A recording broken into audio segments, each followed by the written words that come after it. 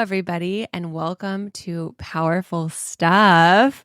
I was just laughing with Tamar, who's my guest today before this, because we're like, powerful stuff goes corporate. I know we've been giving you guys a lot of spiritual stuff lately, so we're like, let's bring in the corporate. Let's ground it. Bring in the money. Bring in the money. Just kidding. But I love Tamar. We became friends in the pandemic. Shout out to our friend Chisholm, who introduced us. We love you, Chisholm, if you're listening. But Tamar and I have like deeply connected because I feel like both of us have had these like creative inspirations and aspirations that we've been kind of each other's sounding boards for through the past few years. And Tamar has, not only does she work at Netflix, but she also has a TikTok called Corporate Baddie, which is just like such a fun, accessible way of like your corporate BFF. Yeah. And like real talk, and Corporate Baddie has gone to, well, you have gone to Amsterdam and lived abroad for a year and come back. And so I wanted to have you on the pod because I just really admire like your go-getter attitude as somebody who just like takes big swings and goes for it. Like starting the Corporate Baddie channel, which I think a lot of people are like, oh, should I start a TikTok or like, and they never do it because they're scared, and you just went for it. And like moving to Amsterdam for a year from LA and like just like taking these big swings. So I was like, I feel like this is going to be a good convo. You have like lots of nuggets of wisdom that I've personally been inspired by. Thank you so much. And I'm so honored to be on your podcast, to be honest. Like I love just the concept of powerful stuff. And to your point, we did bond over some of those sort of more creative dreams that we had outside of our normal day-to-day, which is also important. And that makes up a big part of your life. You spend a lot of time doing your maybe 9-to-5 job or your entrepreneurship job, but then what is the creative that comes outside of that? And I've really enjoyed getting to talk to you about that over the past few years. I love it. And I love that. I would think it was at my wedding, like last people standing, last people standing in the cuddle puddle, which is just a platonic puddle of friends. And I was like, you should be on the pod. Yes. I also learned what a cuddle puddle was at that wedding. And I was like, wow, Venice is very different from WeHo. I know. It is a different world out here. It's a different world. And we're so glad. We were so honored for you to be our WeHo representative in the Venice cuddle puddle. There were quite a few people from LA, but I think I was like one of two from WeHo. Yeah. I loved that. I know. I love that. I know. And now I've got you back in Venice and I'm like, I'm not letting go. I lure you in with the podcast. Happily here. But yeah, to kind of touch on that, to give our listeners an initial snapshot of Corporate Baddie. We'll start there, and then we'll maybe from that, now that we're all feeling loose, feeling ready, we'll go into our 3 breaths from there. But before we do, can you kind of give the listeners a snapshot of the origin of Corporate Baddie? Where did Corporate Baddie come from? Like, what was that initial spark of like, I'm going to do this in addition to my corporate job? You know what's interesting? It seems sometimes like there was a spark and I just all of a sudden started it. But in fact, I had that Corporate Baddie handle, I think since 2020. Wow. And I had posted a few things on it, but nothing really serious. And then I moved to Amsterdam in 2022, beginning of 2022. I was so sad. I was like, just as, when you meet a like great friend and you're like, I know this is going to be great for you personally, but wait, we just connected. I know. I felt that way with so many people that I had met in LA too, but I was like, don't worry, I'm going to come back. And I felt like, okay, this is a really cool way to start a little bit more of this account. I feel like it's a new beginning. And so for me, new beginnings give me so much like strength and excitement. And so it felt like I could do more with that account. But I had that account for a long time. And so I think it is funny that sometimes we see those markers of success or a video that goes viral and it's like, wow, like you just did that today, when in fact, like I had those thoughts for a year before I had really started posting. Right. And so was it the move to Amsterdam where you're just like, it's time, I'm on a personal journey, I'm going to document it? Yeah, I felt like I had a lot to say, and that was true in LA. But the move was sort of like, all right, like who am I going to be in Amsterdam, and what is the best version of myself that I can be there? And I could have done that in LA too, to be honest. But I do think that there's something about change that at least allows me to change in other ways too. And so I was just like, let's go. I love that. And I think that was so brave of you too, because it's like life was good in LA. From what it, I mean, from what I looked like. Life was good in LA. No, I was having a great time in LA. Like, LA is a wonderful city. I'm so happy that I got to live here. I moved here after business school. I had been living in the Bay. I'm originally from New York City. And so it was my first time really living in LA. Of course, there was the pandemic, so things were a little bit funky, but I think California was amazing in that there's so much nature. You can go outside even when everything was really bleak. So I really enjoyed and loved living in LA during that time. But sometimes you've got to make a bold move, even when everything is going well. Yeah. So was it just that you're like, I'm ready to shake things up a little? Or did the Amsterdam opportunity come to you? Or were you like, I want to have an experience in my like 20s and 30s, like living abroad? Yeah, I had lived abroad a few times. In high school, I lived in France for a little bit. In college, I lived in Paris for a year.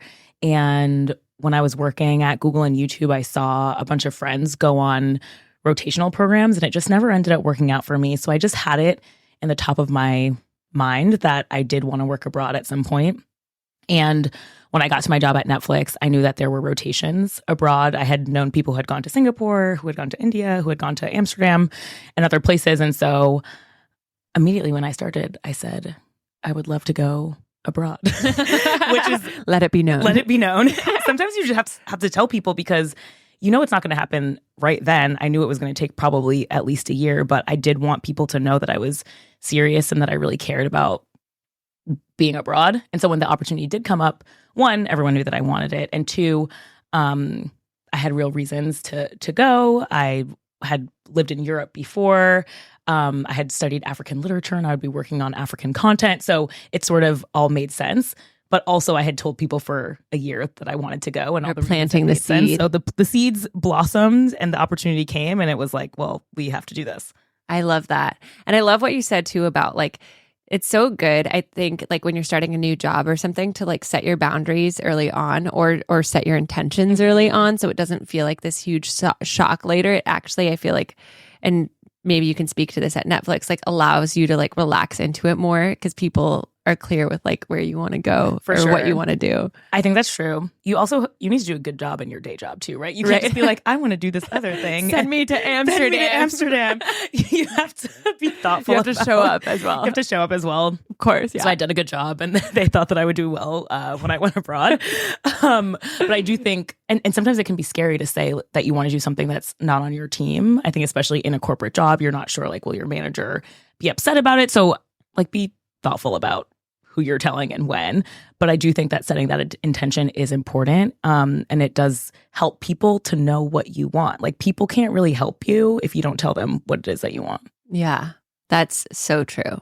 And I feel like vocalizing it to ourselves first and foremost, and then to others, like allows them to come in.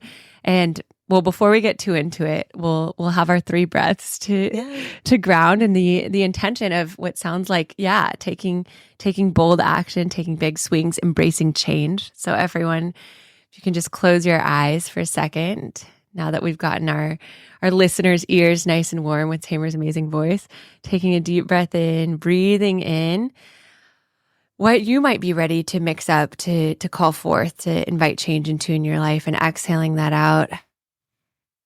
And then another breath in to breathe in the presence, the wisdom of this podcast, of whatever conversation is meant to be had to maybe be your sign to spark, to take action, and exhaling that out. And then third and deepest breath in to breathe in the trust that whatever is changing or has changed is leading you to exactly where you're meant to be, exactly who you're meant to become, and exhaling that out. Amazing. Okay, so now that we've all just gotten to kind of sink in together, thanks for really breathing with me. I appreciate that. I always really breathe with you. I actually love that. I know if I'm coming to an event of yours, or if I'm doing something with you, like we will be grounded in intention. I love that. Oh my gosh, thank you. I appreciate that. I'm like, never underestimate the power of a collective breath. But with that change, kind of circling back to Amsterdam, can you kind of like recount like what it was like a big change like that can sound so exciting to people, but especially when you already do have community and whatnot in LA, like what the initial like few weeks, few months were like there, and like how you were settling in and how that kind of also helped you find your corporate baddie TikTok voice, which you guys all have to check out on TikTok.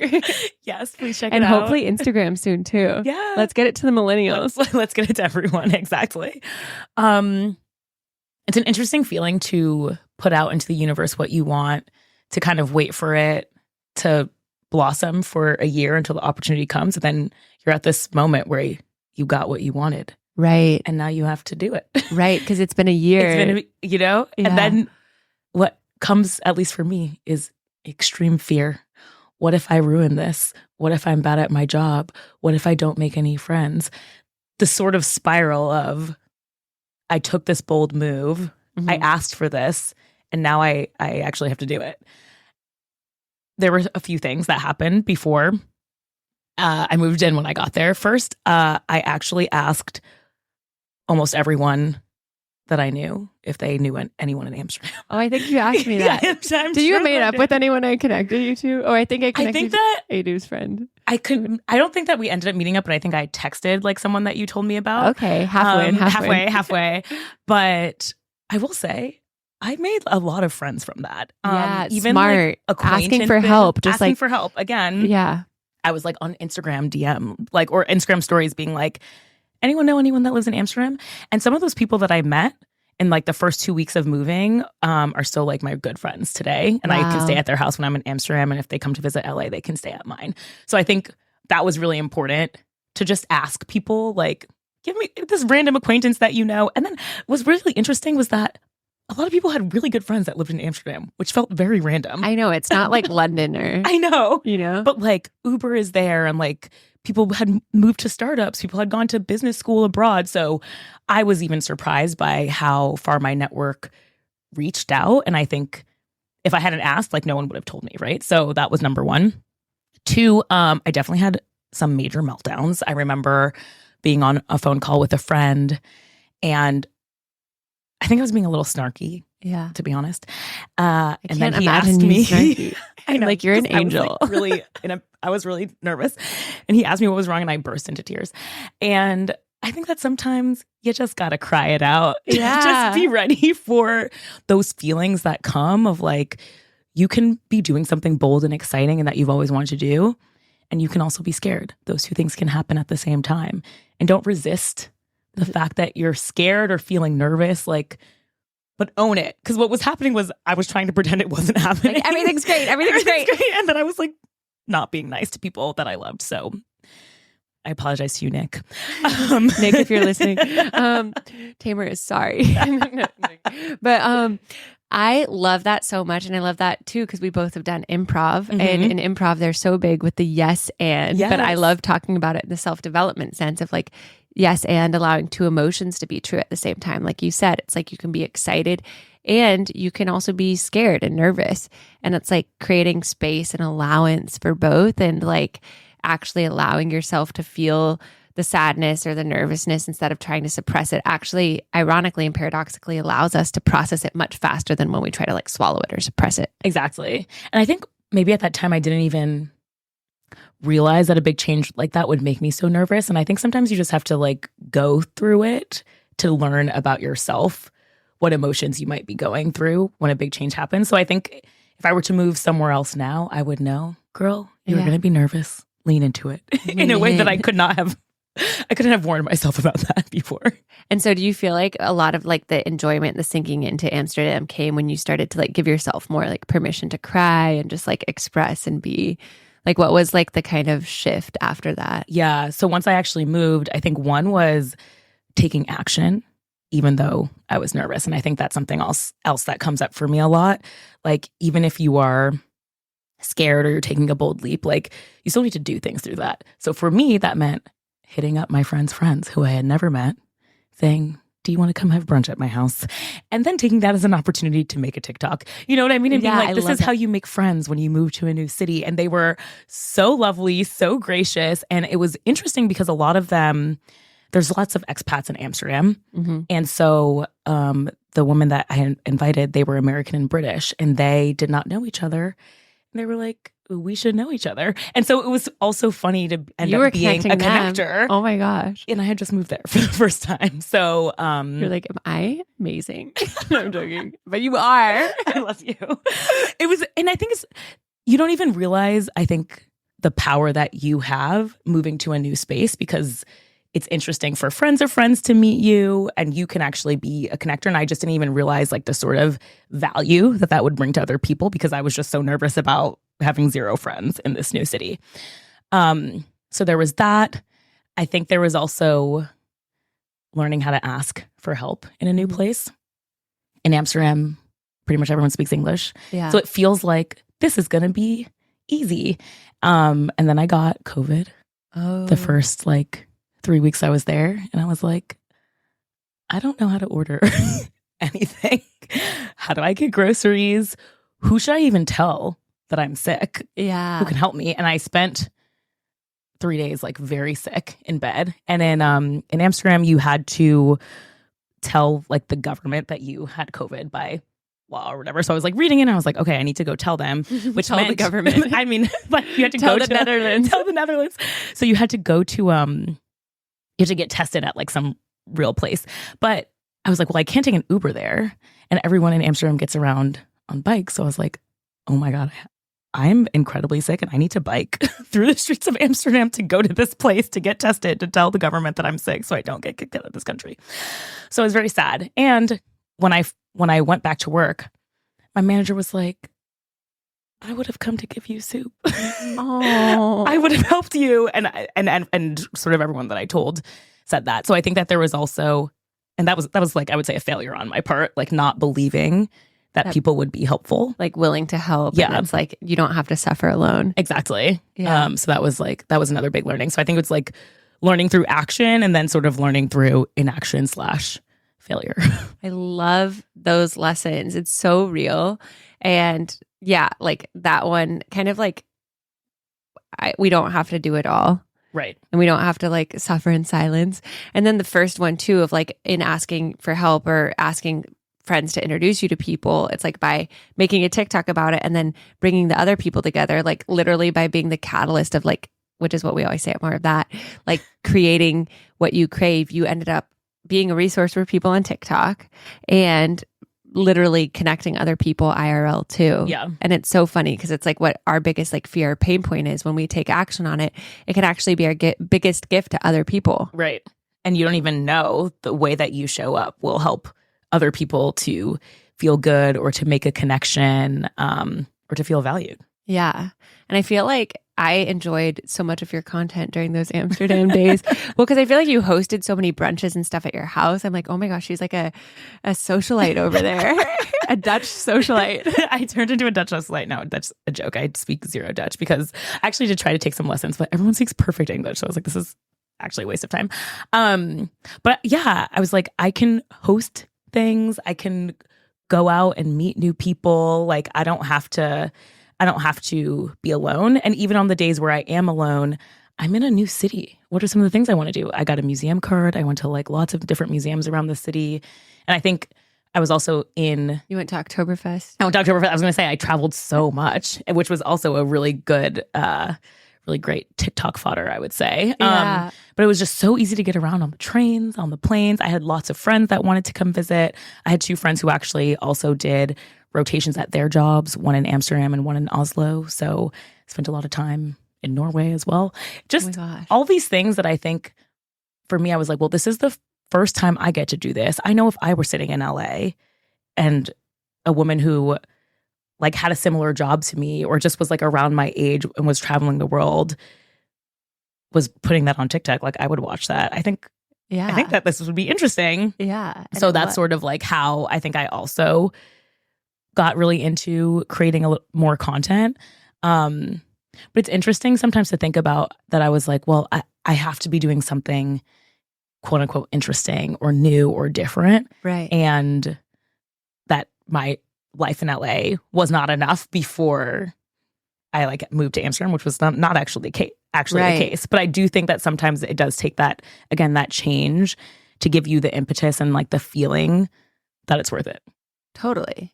Yeah. And I love what you said too. And it brings me to like my next kind of topic of like what having that change, having that whole obviously like flowering of experiences of new friendships in Amsterdam, being like, oh yeah, like change is good. I'm safe to experience this. And like I've experienced the fear, but I've also experienced the excitement, the joy, the growth. Then it's like, what was your like emotional experience coming back to LA and feeling, I don't know if you felt this way, like nothing had changed and you've had this whole like world of experience. I felt like I was like, I'm just been chilling here and Tamar's back. I mean, girl, you like got engaged. I got engaged. Well, also you bought a house. I shout out to Tamar for buying a house, which was also part of her TikTok. Well, so also, part of the TikTok journey. But yeah, bought an apartment in Brooklyn, like in the neighborhood close to where I grew up, which was really, really lovely to be able to do. Yeah. Moving back to LA was harder than I thought it would be. And I think I realized from moving to Amsterdam and then moving to LA that I am over optimistic. And I love that about myself. I would love to continue the joy and the optimism that I have. But sometimes that means that I do not fully take into account how hard or difficult it might be. So yes, I had left for LA for a year. Technically not that much time. Actually came back to multiple friends in serious relationships or in engagements, which obviously was incredibly exciting, but I hadn't been there while they were necessarily getting to those more serious points. And so I felt a little bit like, how did this happen?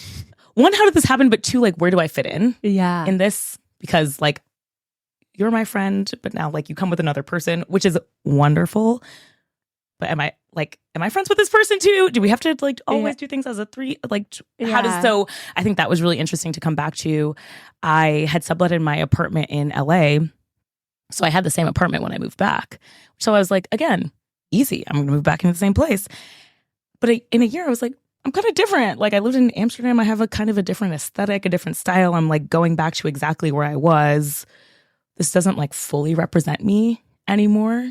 And then a third like kind of funny thing was in Amsterdam, you just bike. Like the furthest bike ride is 20 minutes. And I was like, oh my God, I literally have to like schedule time with my friends to see them because they live in Venice. Love you. Or then which it's a is like 45-minute drive. The closest car ride isn't even 20 minutes. Exactly. LA. So I was like readjusting to what it was like to live in LA and feeling a little bit unmoored from the situations that I had been in the past. And I kind of felt like I had to reintegrate myself into that. And I think I just like wasn't expecting that. Yeah, the reintegration. And I probably should have, but I did not. Well, it's interesting though, because it is something interesting to talk about because it's like when we go to a new place, of course, like the Amsterdam stuff, there's like a lot of good lessons there, but it's almost, to be expected when we're going to a new change. But we don't often talk about like when we return somewhere that we've been after we've had this like big new experience, what that's like, and how what were some of your takeaways or tools from like processing that? It was honestly really tough, I think, at the beginning to realize like, of course, it felt like life stood still for a year and then I would come back. And of course, that's like not actually what happened. So how do it's not even rebuild a friendship. It's just like remake the friendship so that we live in the same city and we're seeing each other more or texting each other more. And I think some of the lessons there were just like, friendships are like flowers. You have to water them to grow. And it's not that my friendships like were no longer there. It's just that they had sort of been like out of the sunlight for a little bit, right? So like everyone had to put in a little bit more effort to make it come back to what it was. And I feel like my friendships are even stronger now. And I've made even new friends. And I feel like so confident and sturdy where I am. But I would say it took like 8-10 months to really feel like I was back to my LA life. And I thought I was just going to move back and my life was going to be exactly the same as it was before. Yeah. No, and it's so true. The flower thing is like such a great analogy because I do feel like, if a friend has gone on a hiatus or like in I mean, it's true. It was like a different continent. Yeah, it wasn't just them. It was me too. Like I left for a year. That's like totally normal. That they wouldn't like text me all the time because I didn't live here for a year. Yeah.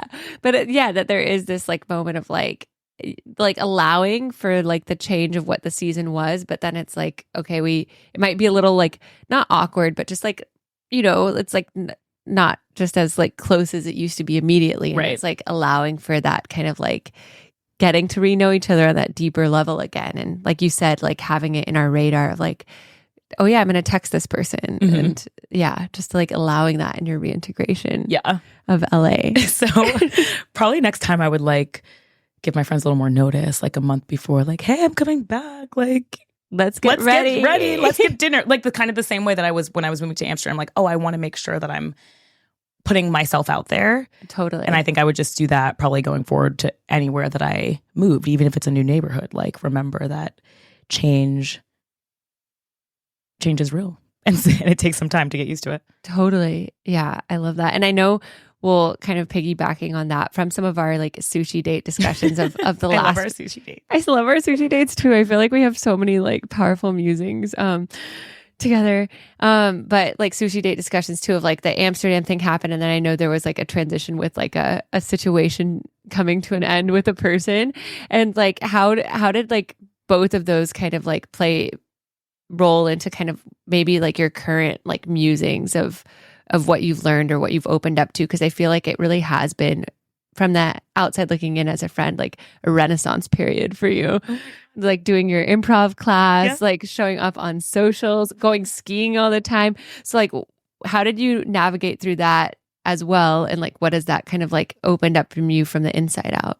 Yeah. I think one was that my expectations, I hadn't necessarily like put them out there, so people didn't know them. So I think that was one. And two, with this guy that I was dating and it didn't end up working out, I think our expectations were in different places. We both could have talked about them more. Expectations are a zinger, let me tell you. Like truly. And when we finally did talk about them, it just like the timing wasn't right.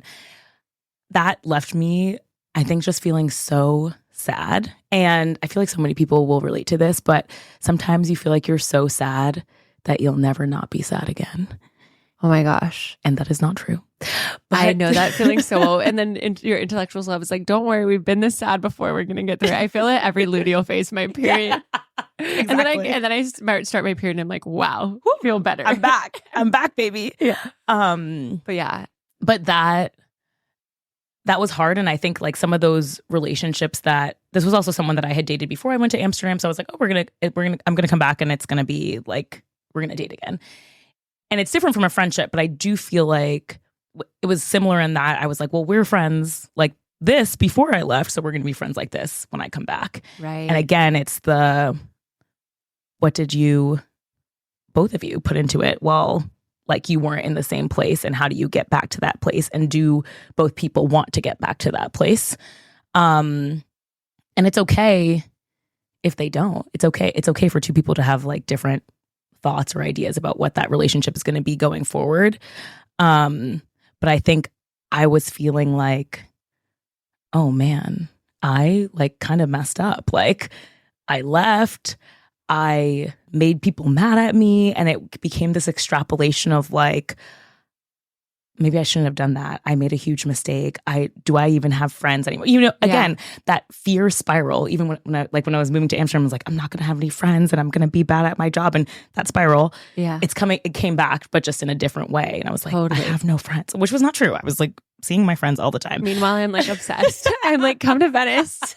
When are you free? But it's so funny because we think that when we're left alone with our thoughts, but it's like, even when you have all of the facts to show, that's not true. I know. Like I feel that midweek, even as an extreme extrovert on Wednesdays, if I don't have a plan on Friday night, I'll be like, I am alone. And Spencer's like, I'm right here. I'm like, yeah. Exactly. And I know. And like, again, most of your friends live in Venice. So they live right next to you. Yeah. I know. I'm like so like surrounded by friends, but still feeling alone. And that is something I think you just have to like, one, get through to like, I'm a big proponent of therapy. Yes. And talking through like, what are your feelings? And why is like what you're receiving not actually matching the energy that people are giving to you? Right. And how do you take like the good and separate it from, what's making you feel sad and move through that. So I think that those were some good learnings, but I would say like just expectations and trying to make them like more clear from the beginning. But I think also sometimes things just don't work out, and you can be as clear as you want, and you can be in love or in or whatever the situation is, and it doesn't work. And just like having some more acceptance of that is really what makes the difference. Totally. Yeah, I love that. I feel like, oh my gosh, if I could go back and tell the Meredith who went through dating before Spencer, well, even now being married, oh my gosh, of the expectation versus acceptance, like, yeah, and just accepting the reality of what is and not trying to fight it or wish it to be a different way. It like removes all the resistance, and then we get to reinvest all of that energy back into ourselves versus like putting energy trying to like make something work or be what it was in the past or something like that, which is crazy. Yeah, but what a powerful musing. And so like, yeah, in that, or you were kind of saying, closing the loop, that like through that like acceptance, do you feel like that's kind of like what helped get out of that feeling of sadness when you were moving through it? It's acceptance. I think it is that I do have amazing friends who can remind me, I know you're crying, but I love you. Yes. Remember, I'm right here. And I think that's really important. Like, and I would do the same for them. I loved our sushi dates during those times. I think I like probably cried with like multiple friends, including you, during that time. And everyone so was honored, by the way. When a friend cries with me, I'm like, I'm honored like, that you think I felt that so this safe is a with safe you. Enough space. It is. It was really safe. Yeah. And it was just, so many emotions. It was that and like everything about coming back. But again, there is that part of just taking action through fear and through sadness. So one of those things for me that you mentioned was setting up for an improv class, like honing my creativity and just thinking about ways to have fun outside of the norm, outside of like work. I'd been thinking about doing an improv class for a while. I live in LA. We've got to do it. There's actors it's everywhere. Like the LA on. starter pack. We have to, rite of passage. So I like live in WeHo. Groundlings is right there. So no excuse. That exactly. Like, come on, girls. So signing up for that. I think, again, getting really into skiing. Again, one other thing that I had wanted to do for so long, but it just like it's kind of expensive. So you do need to be in a place where you have disposable income, which I was not in my early 20s. But you also, worked hard, corporate baddie, made it happen. I think it's also easier when you have a group of friends that's also interested in it, because I don't live like in a ski town. I have to drive. So I know, but I feel like I see you on the mountain every week. Well, now because I'm going with... Or Brogan's not pictured here. He's not here. He's off camera. But he's off camera, but... Love skiing. Skiers in the house or snowboarders. People who love snow. I mean, like my cousin lives in LA. She loves skiing. I have a bunch of friends who... So it's more just like you have people to go with you on this 2-hour drive to Big Bear or this 5-hour drive to Mammoth, and it's more fun.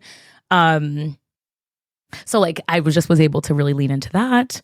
What are some other fun things I've done? I think just like continue to meet up with my friends, not say no to stuff just because I am sad. Yeah. Like sometimes you do need to take an evening off, but sometimes you should go out. Right. And not just like sit in your thoughts and spiral. I've had a few of those thoughts like in recent weeks as well, where I was like in just like a really bad mood, and Spencer's like, let's go to this thing. This person's having a wellness day. And I'm like, I don't feel like meeting new people, especially as an extrovert, but then I like got there and there was a sauna there. So it was fine. And I started talking to someone. I'm like, okay, I'm glad I came. Yeah. I would have just sat at home and like just been spiraling. But it's a good reminder. And I was gonna say, with the improv class, like what came up for you in doing the Groundlings improv? Was there any like interesting like musings that you had, or just like sides of yourself that you hadn't like tapped into or accessed much before? I think I had never done improv before. And so it was my first time in a long time trying something completely new.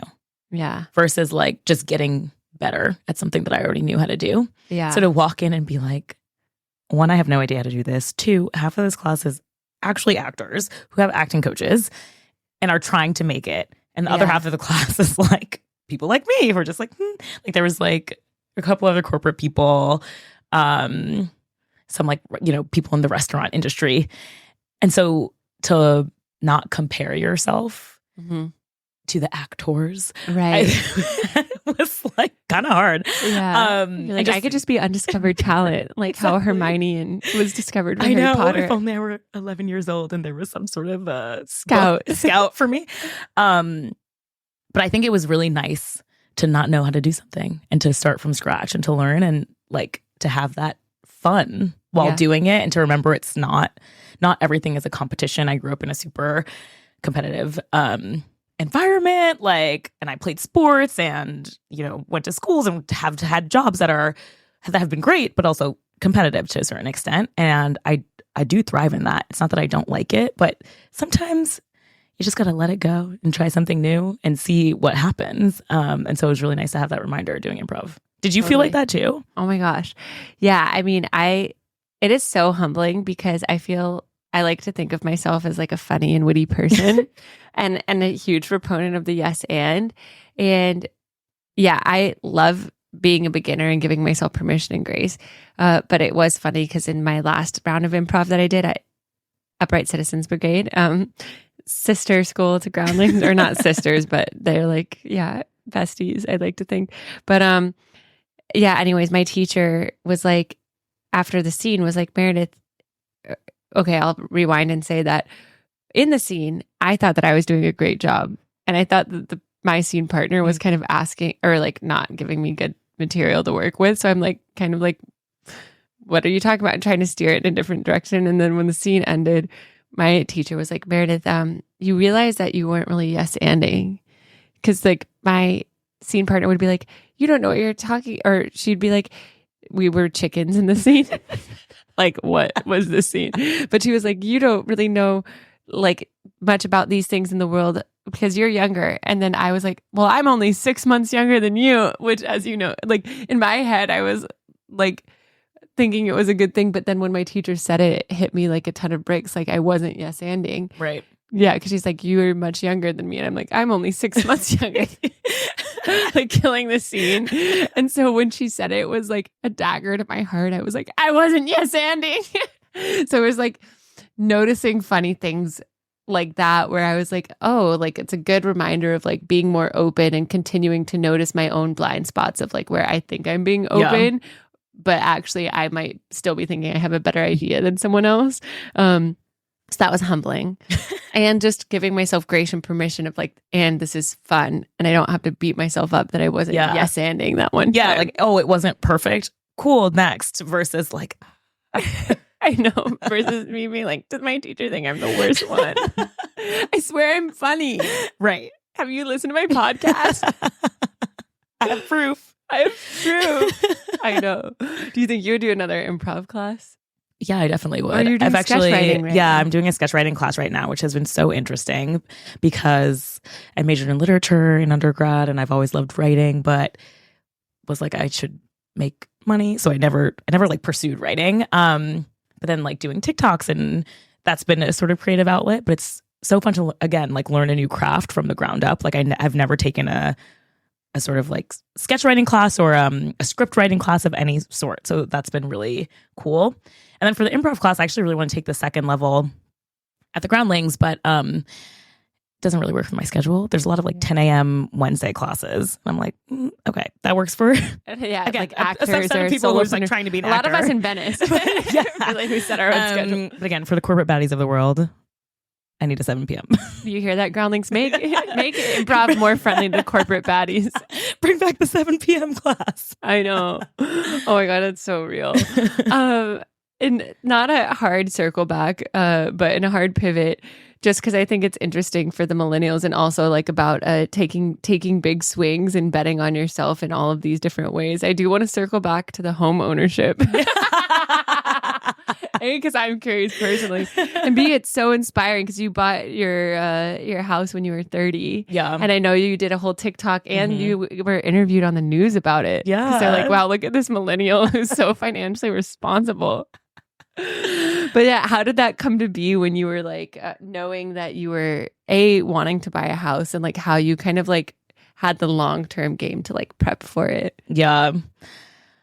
There are a few things. I think one is like I've always known that I wanted to own something. I wasn't sure there was going to be a house.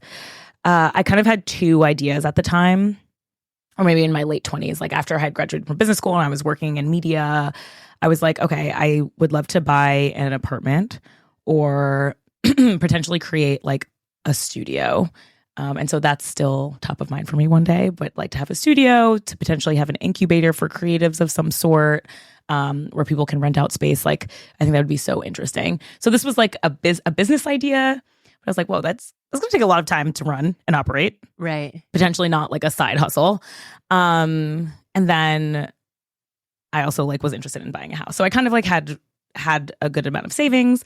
I also worked at tech companies my whole career, which was, I think, very helpful, and ended up and had like, stock from my days of working.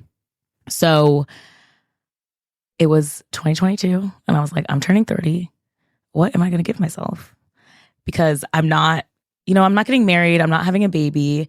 And those things are things that I want. But I think like for people around 30, or for women that I know around 30, those were maybe some of the big milestones that they were having. So like, that's what they were spending their money on, their savings on. But I was like, well, I don't have that, but I want to celebrate myself. Maybe we should just buy an apartment. Yeah, I love that.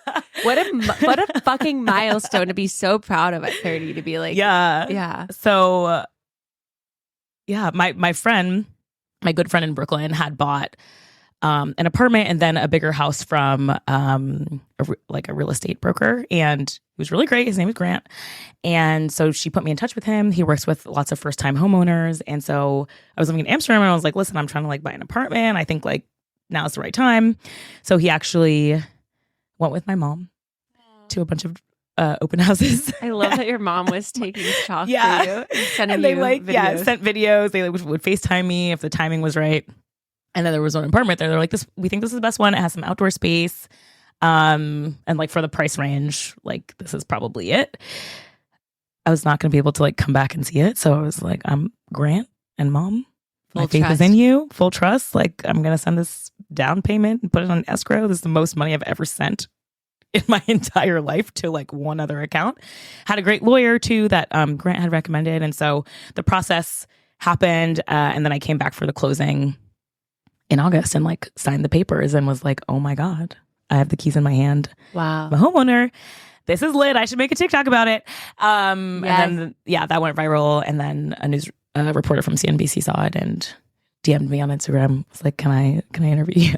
And you're like, why, yes, you can. It was such a millennial story. Yeah. But I just think, like, there is hope for us after all. There is hope.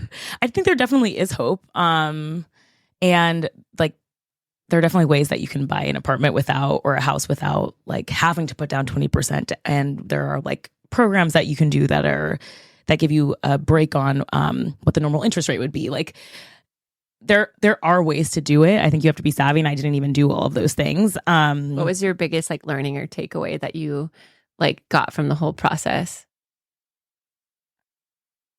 One, ask for people for help. I feel like that's a common thread line. We love a common through line in a pod. Yes. Ask for help. And then like there are so many documents when you are buying a house. I can imagine. Read them all. And it's not even like, oh, like now I know what every single thing means, but I could just ask questions that made me feel comfortable buying the apartment. And I think like probably a lot of people do, but also probably a lot of people don't read everything. And so it was just like really nice to be able to have those conversations and to ask those like more nitty gritty questions. But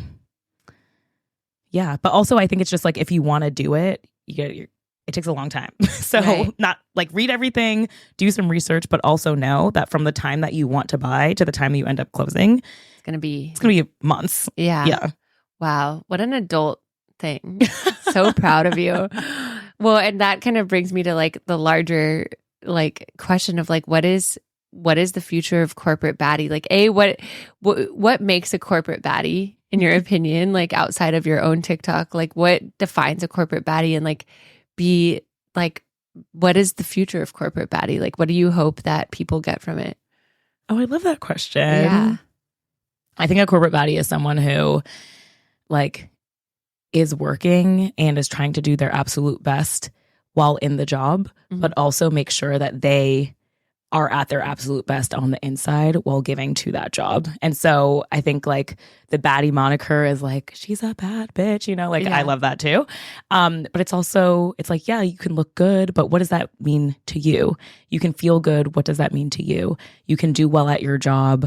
How are you making sure that you're showing up in a way that will allow you to do as well as you can? So that's like the corporate baddie ethos. Right. And some of that comes from like making lattes at work or from getting ready. You got like viral Netflix TikTok. By the way, everyone, you has viral Netflix TikToks on corporate baddie of like, here's what I have for snacks, or here's me making a latte.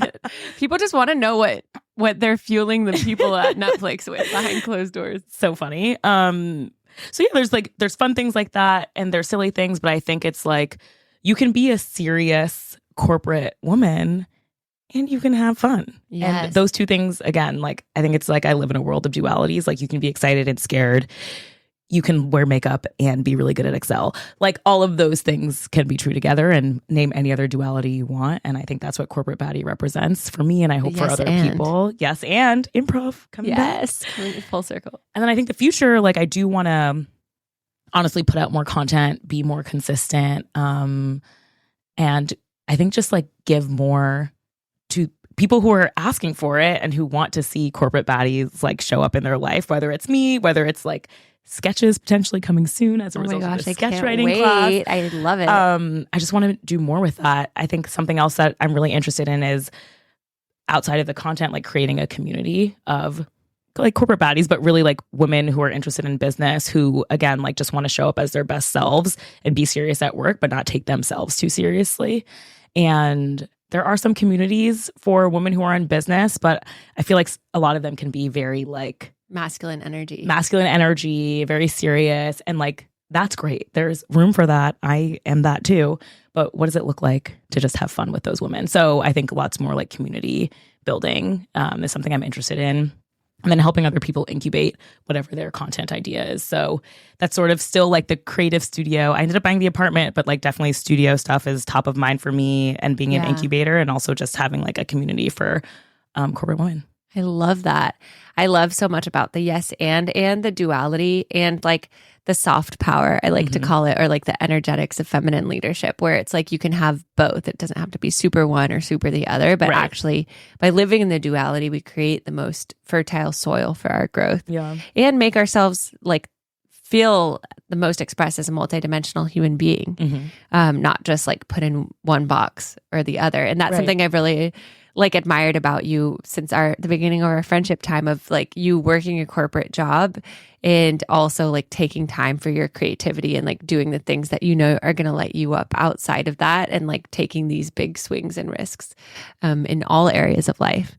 And like documenting it along the way. I love that corporate baddie TikTok is everything from, like the Netflix snacks to buying your house to like your egg freezing journey, like some like vulnerable personal stuff to like get ready for me as I go to work, to like hot takes on the LA dating scene. Right. Because all of that is me. It's all true. It's all true. Amazing. I love it. Okay, so as we wind down, I could talk to you forever, but maybe we'll have a corporate baddie podcast coming soon. Ooh. Watch this space. I'll give you 2 questions, and you can kind of answer one of them, and then we'll go into our little wind down of our powerful arc today. So the 2 questions are, what is a treasured trigger for you? Like something that did trigger you, but you've like learned from or grown from, or now the trigger brings wisdom instead of agitation. Although like I have so many of those, too many to count. Or like, what is some powerful stuff for you right now? Like a powerful reminder, mantra, wisdom that you've kind of really been feeling lately. You could answer either or both. Actually, I have an answer for both. Okay, I love it. Yes. I'll start with the mantra because it's quick. I don't even remember where I saw this, but somewhere I saw that you should remind yourself like what your future you needs to do the things that you don't really want to do today. And so I wrote a Post-it. It says, what does future Tamar need from you today? And it's on my mirror in my bathroom. And every morning I wake up and go brush my teeth and see that. And I'm like, okay, I need to work on this deck today. I need to do my taxes today, or I want to make sure that I work out today because it'll be the fourth time this week working out. And that's like part of my mantra. And I want to make sure that 80-year-old Tamar can still walk. Like it goes from things that are short term to long term. And it helps me to focus on just one thing that I can do today that some version of my future self would appreciate. And I've loved like thinking about that. So that's sort of like the mantra that's top of mind. That's beautiful. And then a treasured trigger for me, which I loved that question when I heard it.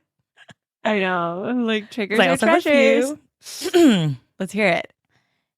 In school, in business school, I was complaining about a friend of mine because we were like really going through it and she was really annoying me. Okay. But I talked about it a lot. And to another good friend, and she's told me, I think it was probably like 2 months, and she was like, I just want to stop you because you've been talking about this situation to me for a really long time, and I feel like you haven't done anything to change it, and I'm kind of tired of hearing about it if you're not going to do anything. Yes, we need those friends. The dagger in my heart.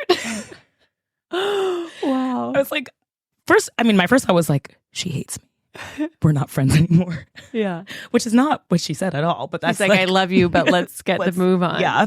You're like, I feel seen and attacked. Right. No, I mean, yeah. Well, first I just only felt attacked, which was not fair. But then, yeah, to think about it, I was like, you're right. I am not standing in my power right now. Like I'm kind of letting this person do what they want. And I'm not even expressing what it is that I want. And two, I'm like entering the same situation over and over again and not doing anything different. And so it was a reminder in that situation. But I think also, I think about that for other life situations of I am actually in control of myself. I'm not in control of other people, but I do not have to go to that place. I do not have to talk to this person. I do not have to read this email. I can make more decisions that will make me happy, and I'm not at the whim of someone else. And that was actually a really important, like powerful reminder to have. I love that. It's so stoic, like in the sense of like, what am I in control of? Yeah.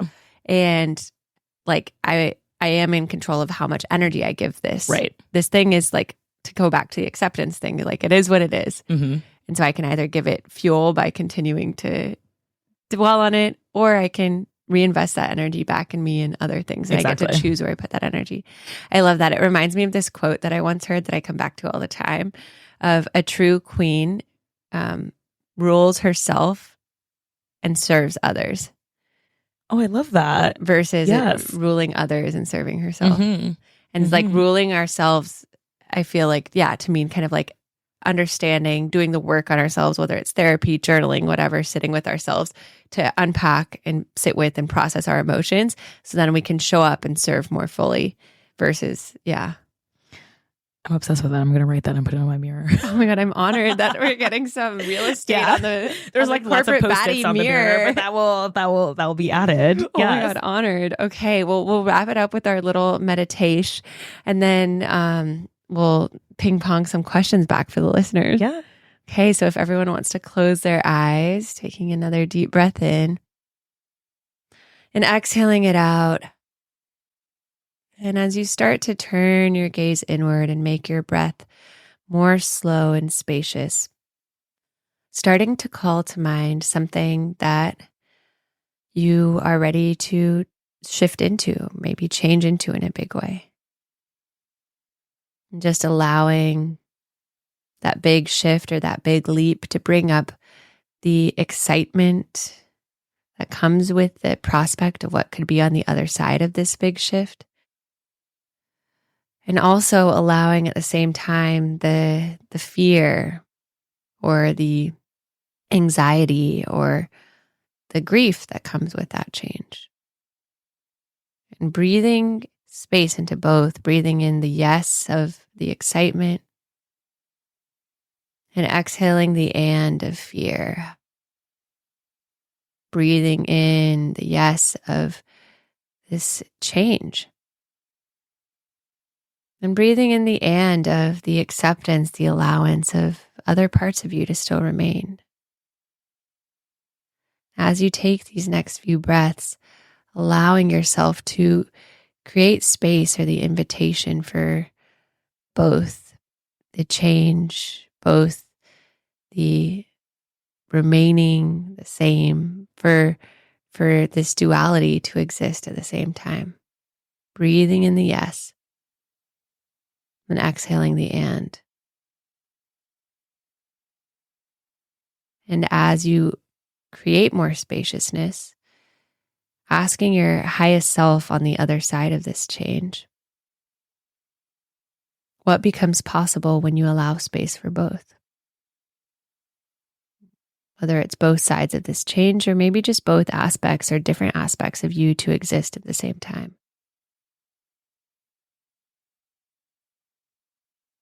Trusting whatever your highest self says to you. And almost like you're looking at them in your mind's eye in a mirror, just noticing their vitality, their vibrance of allowing all sides of them, all sides of you to be seen and expressed and felt in this moment. And with that, just breathing in one more yes, exhaling one more and slowly coming back to this room, opening your eyes when you're ready. And we'll just end with a few questions for our listeners. I feel like, a great theme was the taking big action and allowing for the duality. So my first question would be, what different sides of yourself would you like to coexist at the same time? Or maybe have you not allowed to coexist?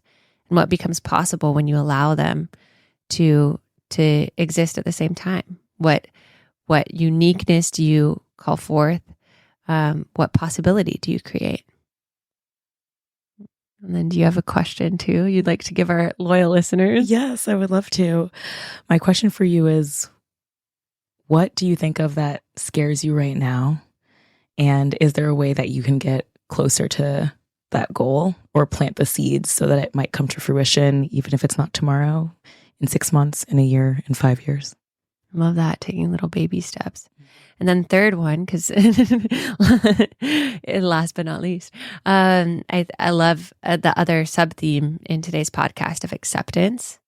And so with whatever big change or whatever duality, or maybe it's just a feeling that you're feeling this week, what feeling can you, or situation can you give yourself acceptance around that maybe you've been resisting or suppressing?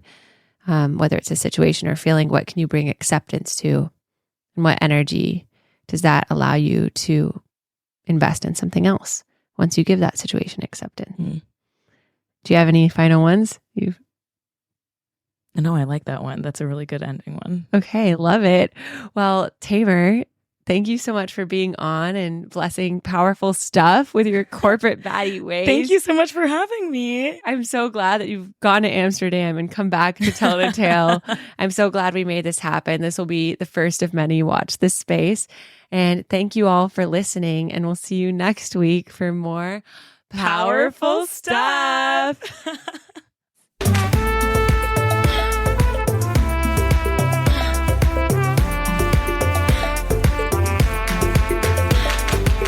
Thank you for listening to the Powerful Stuff podcast. We're your hosts, Meredith Baker and Eileen Leguiu. We hope that you learned some powerful stuff that you can take away and implement into your own life. And if you do, we would love it if you rate, review, and subscribe to our podcast, Powerful Stuff. And if something deeply resonates with you and you share it on social media, tag us. We would love to hear from you. And we will also see you next week for some more powerful stuff.